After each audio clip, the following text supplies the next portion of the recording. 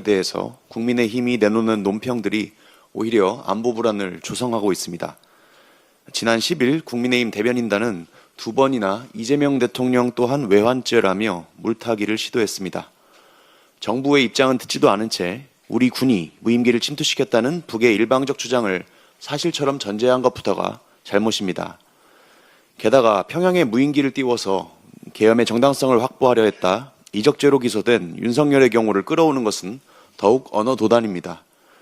외환죄의 본질은 북을 자극해 위기를 조성하려 했는지입니다.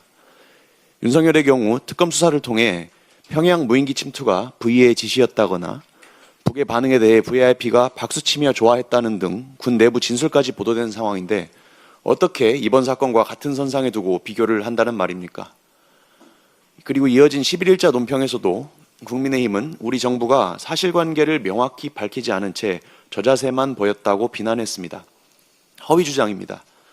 이재명 정부는 사건 당일 바로 우리 군 보유 기종이 아니고 운용 사실도 없다는 점을 명확히 했습니다. 동시에 민간의 불법행위 가능성도 열어놓고 군경 합동조사로 진상을 신속히 규명해서 결과를 투명하게 공개하도록 했으며 또 필요하다면 남북이 함께 사실관계를 확인하자고 당당히 제안했습니다.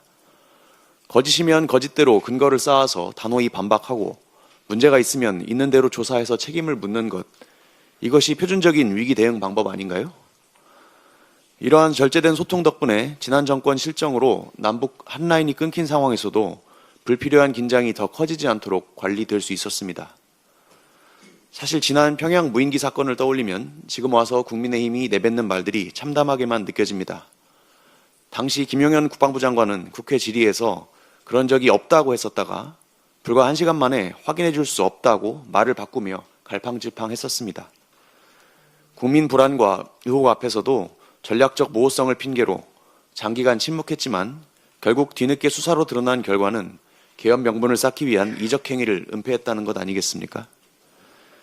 24년 10월 당시 곽규택 수석 대변인이 민주당에게 했던 논평을 그대로 돌려드리겠습니다. 안보에 여야가 있을 수 없습니다. 북의 도발에 맞서 국회와 정부가 한 목소리로 대응해야 한다는 점을 깊이 인식하고 흔들리지 않는 국가적 의지를 보여주는 데 동참해 주시기 바랍니다.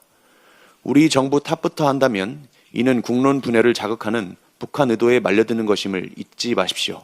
이상입니다. 이상 발언을 모두 마치고